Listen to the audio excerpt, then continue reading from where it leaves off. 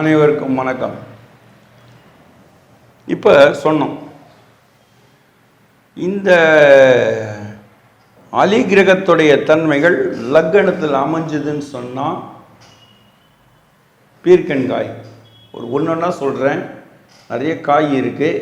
ஒரு உதாரணத்துக்கு இதை காமிச்சிட்டு எந்தெந்த காய்கள் எது எதுக்கு பயன்படுத்தணும் நம்ம சொல்லிட்டு வரலாம். அதனால் இது ஒன்றா நீங்கள் சேர்த்துங்க. ஒரே இடத்துல லைன் பை லைன் கொடுக்க முடியல, என்னால் காய் கிடைக்கல. அது தன்மை. ரெண்டாவது, லக்கணத்தில் பெண் கிரகங்கள் நீச்சம் அடைஞ்சு இருந்தாலோ பகைப்பட்டு இருந்தாலோ என்ன நடக்கும் அப்படின்னா, மூளை சம்பந்தமான பிரச்சனைகள் உருவாகும். அது கூட அலி கிரகங்களுடைய சேர்க்கை சேர்ந்ததுன்னா நம்ம வரக்கூடிய இந்த கேன்சர் எல்லாம் சொன்னோம் இல்லைங்களா, மூளையில் cancer, brain cancer, brain humour, blood clot, இது எல்லாம் வந்து சேரும். இவங்க என்ன பண்ணுவாங்க, டாக்டர்கிட்ட போயிட்டு பார்ப்பாங்க. பார்த்துட்டு எல்லாத்தையும் கேட்டுட்டு அவங்க என்ன பண்ணுவாங்க, டாக்டர் ஏதோ சொல்லுவாங்க. ஆப்ரேஷன் பண்ணிவிட்டு வந்து நம்மக்கிட்ட நிற்பாங்க, ஐயா ஏதாவது பண்ணுங்க அப்படின்னு. நம்ம ஒன்றும் பண்ண முடியாது. ஆரம்பத்திலேயே நீ வந்து ஒரு ஜோதிடம் என்கிற கலையை பிடிச்சி அதில் என்ன நெளிவு சுழிவுகள் இருக்குதுன்னு தெரிஞ்சிங்கன்னா தப்பிச்சிடலாம். அப்படி தெரியாத போச்சுன்னா உங்களுக்கு தான் கஷ்டம். முன்னாடியே முந்திக்கிங்கன்றேன், அவ்வளோதான். மழை வருது, புயல் வீச போகுது, நாளைக்கு தெரிஞ்ச நீ வீட்டுக்குள்ளேயே பதுங்கின இல்லையா, வாங்கி வச்சு எல்லாத்தையும். இந்த சென்ஸு நமக்கு எங்கே ஏன் இல்லாத போச்சு. நீ நைட்டு வரல என்னை மிஞ்சினவங்க கிடையாதுன்னு மறுநாள் ஆஸ்பத்திரி போய் வா மூலையில் கட்டி வந்ததுன்னா ஆஸ்பத்திரி போகிறா, அது வரலாம் 1 லட்ச ரூபா செலவு பண்ணிக்கிறான் அப்படின்னுவான். இல்லை, காலையில் சாயங்காலம் வந்து மறுநாள் காலையில் இந்த மாதிரி ஆகி போச்சு. ப்ரிசர்வேட்டிவ் முன்னாடியே, சுய பாதுகாப்பு. அதுக்கு இந்த வயசில் இந்த மாதிரி வருன்றத ஜோதிட கணக்குகள் ரீதியாக தெரிஞ்சுக்கின்னு இதில் இந்த மருந்து சாப்பிட்டு தெரிஞ்சுக்கணுன்றது. என்னென்ன மூலிகைகள் சாப்பிட்டா இந்த அலித்தன்மை கொண்ட கிரகங்களுடைய ஆளுமையிலேருந்து தப்பிக்கலாம், என்னென்ன மூலிகைகளை சாப்பிட்டா இந்த பெண் கிரகங்கள் நமக்கு பகையாக நீச்சமாக வரும்போது தப்பிக்கலான்றது தெரிஞ்சுக்கலாம், என்னென்ன மூலிகைகள் சாப்பிட்டா ஆண் கிரகங்கள் நம்ம வந்து கெடுக்காது இருக்கிறதுக்கு நீச்சம், பகை, இது ரெண்டுலேருந்து தப்பிக்கிறதுக்கான மூலப்பாதைகளை வகுத்துக்கலான்னு தெரியும். உச்ச பற்றி நமக்கு கவலை இல்லை, ஆட்சி பற்றியும் நட்பு பற்றியும் கவலை இல்லை. நீச்சங்களாலும் பகையாலும் தான் பிரச்சனை. அப்போ 1ஆம் இடத்தில் பெண் கிரகங்கள் நீச்சம் அடைந்து இருந்தாலோ பகைப்பட்டு இருந்தாலோ உள் உறுப்புகளை, மர்ம உறுப்புகளை தாக்கி செயலிழக்க செய்யும். அந்த வகையில் உருவாகக்கூடிய மூளை சம்பந்தமான நோய்களை சீர்படுத்துறதுக்காக நம்ம முன்னோர்கள் ஒரு காய் ஒன்று கொடுத்துருக்காங்க. இதில் வந்து கீழ்நிலை உறுப்புகளை தாக்கக்கூடிய மூலிகைகள், கீழ்நிலைகளை தாக்கக்கூடிய அந்த நோய்களை பற்றி பேசலை. மண்டையில் ஏற்படக்கூடிய நோய்களுக்கான மருத்துவத்தை சொல்கிறேன். இந்த பாருங்க, இது பேர் கடாரங்காய்.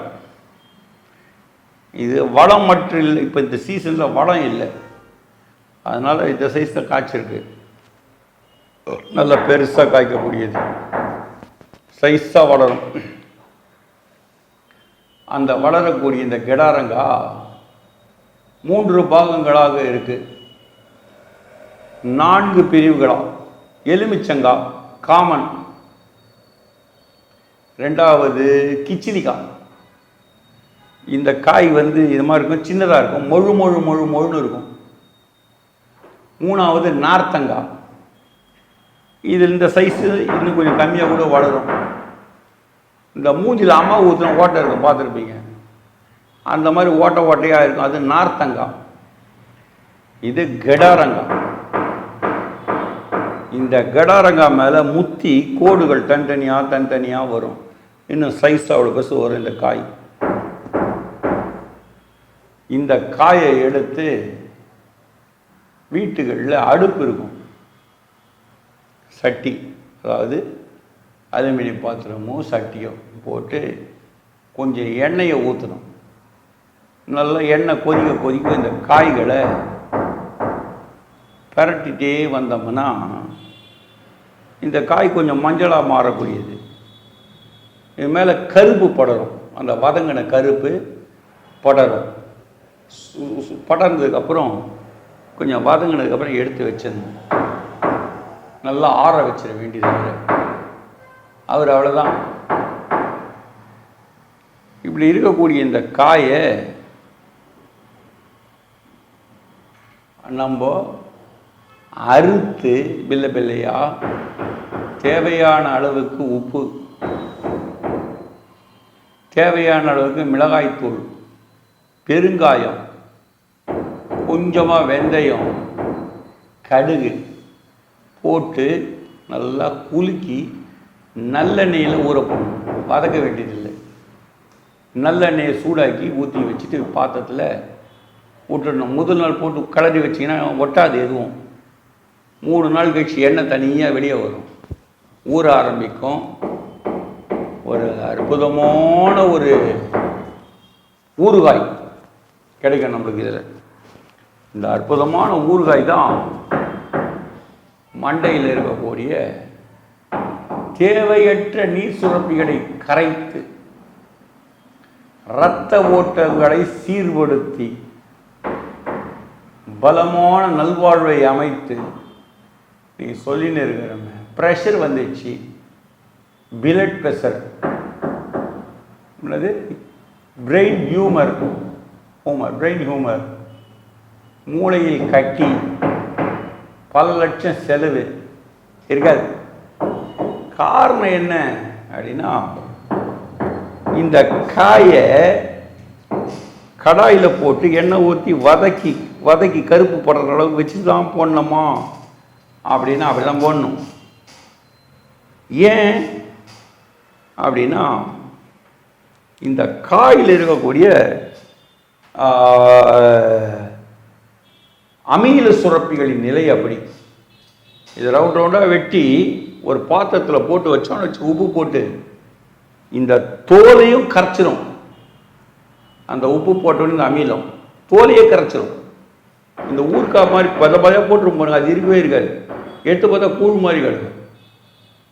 அவ்வளவு ஒரு அதி அற்புதமான அமில சத்துக்களை உடையது இது. இதை வயிற்று உள்ள போனால் வயிற்றுல ஒன்றும் பண்ணாதா? அதுதான் அங்கே இருக்கிற ஸ்பெஷாலிட்டி. வயிற்றை ஒன்றும் பண்ணாது, திகிரியமாக பண்ணலாம். வயிற்றை ஒன்றும் பண்ணாது. இது உள்ளே போய் வேதியியல் மாற்றம் அடைந்து மண்டைக்கு போய் மண்டையில் இருக்கக்கூடிய தேவையற்ற நீர் சுரப்பிகளை கரைத்து வெளியேற்றும் போது நம்ம உடம்பில் இருக்கக்கூடிய அமில சத்துக்கள், தேவையற்ற கட்டி, கொழுப்பு எல்லாத்தையும் ரத்தத்துலேருந்து க்ளீன் பண்ணி ஊற்றுரும். அப்படி ஒரு அற்புதம் வரும் இந்த கடாரங்காய். இந்த எலுமிச்சங்காய் காமன், அது லெசட்டின்னு சொல்லக்கூடிய வேதிப்பொருள் மண்டையில் இருக்கக்கூடிய நம்முடைய மூளையை காப்பாற்றும். கிச்சிலிக்காய் இனிப்பு சேர்த்து நம்ம உண்ணும்போது உடம்பில் இருக்கக்கூடிய அந்த ரத்தத்தில் இருக்கக்கூடிய சத்துக்களை அது பலப்படுத்தி கொடுக்கும். நார்த்தங்காய் தான் ஜீரணம் ஆகாது, உள்ளே போய் மற்றதை ஜீரணப்படுத்தி கொடுத்துரும். கடாரங்காய் உள்ளே போய் அந்த காய்கள் மண்டைக்கு தான் வேலை கொடுக்கும். மண்டையில் இருக்கக்கூடிய எப்படிப்பட்ட கட்டிகளையும் அது பேருன்னா இந்த நீர் சுரப்பியில் வேலை செய்ய வச்சு மனிதனுக்கு நோய் வராமல் தடுக்கும், உடம்புல உஷ்ண சக்தியை கொடுக்கும். பார்த்துருப்பீங்க, இந்த 85 வயசு 90 வயசு பெரியவங்க காலங்காத்தால் சந்தியாதவனுக்கு வந்தனம் கொடுப்பாங்க. எல்லாம் முடிச்சுட்டு உட்காந்து பழைய சாதம், தயிர் ஊற்றுவாங்க. ஊறுகாய் மிளகா, இந்த கெடாரங்காய் ஒரு நாளைக்கு, கிச்சலிக்காய் ஒரு நாளைக்கு, நார்த்தங்காய் ஒரு நாளைக்கு, எலுமிச்சங்காய் ஒரு நாளைக்கு, மாங்காய் ஒரு நாளைக்கு, இதெல்லாம் வச்சு சாப்பிடுவாங்க. அவங்கள பார்த்தவனா 90 வயசு கூட ஆகட்டும், கருங்கல் மாதிரி இருப்பாங்க. திடகாத்திரமான உடலோட, உடம்புல குளிர் தெரியாது. இந்த மார்கழி மாதம் பிறந்து போச்சு, காலங்காத்தால் ஒரு சட்டை கூட இருக்காது உடம்புல.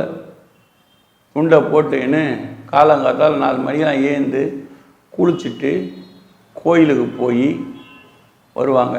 நம்ம கிடு கிடு கிடுன்னு ஓதிரிக்கின்னு கம்பளி தேடுவோம். அவங்க எல்லாத்தையும் ஓதிரிட்டு நிம்மதியாக தூங்குவாங்க. அந்த அளவுக்கு உடம்புக்கு பலம் கொடுக்கக்கூடியது கெடாரங்காய். பயன்படுத்துவோம். வாழ்வாங்க வாழ்வோம். வணக்கம்.